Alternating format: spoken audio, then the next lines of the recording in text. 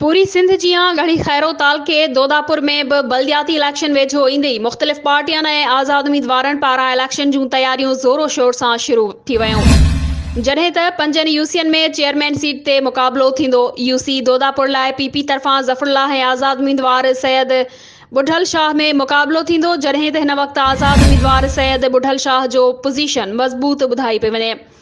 जॾहिं त यूसी अलणपुर लाइ चेयरमैन सीट ते पीपी तरफ़ां लियाकत शाह ऐं आज़ाद उम्मीदवार गौस बख्श कटोहर जो मुक़ाबलो थींदो। हिन वक़्तु पोज़ीशन ॿिन्ही उम्मीदवारनि जी मज़बूत आहे, जॾहिं त यूसी ख़ुदाबाद लाइ पीपी तरफ़ां चेयरमैन मीर वहीद ख़ान ब्रोही ऐं आज़ाद उम्मीदवार सदाम लोहर में मुक़ाबलो थींदो। हिन वक़्तु पोज़ीशन पीपी उम्मीदवार मीर वहीद ख़ान ब्रोही जी वधीक मज़बूत ॿुधाई पई वञे, जॾहिं त यूसी जहानपुर ते पीपी तरफ़ां चेयरमैन लाइ सैयद आतिफ शाह ऐं आज़ाद उम्मीदवार गुलशेर ब्रोही में मुक़ाबलो थींदो। होॾांहुं यूसी शेरापुर लाइ पीपी तरफ़ां मीर सलेमान कमरानी ऐं आज़ाद उम्मीदवार हसीब थहीम जो मुक़ाबलो थींदो।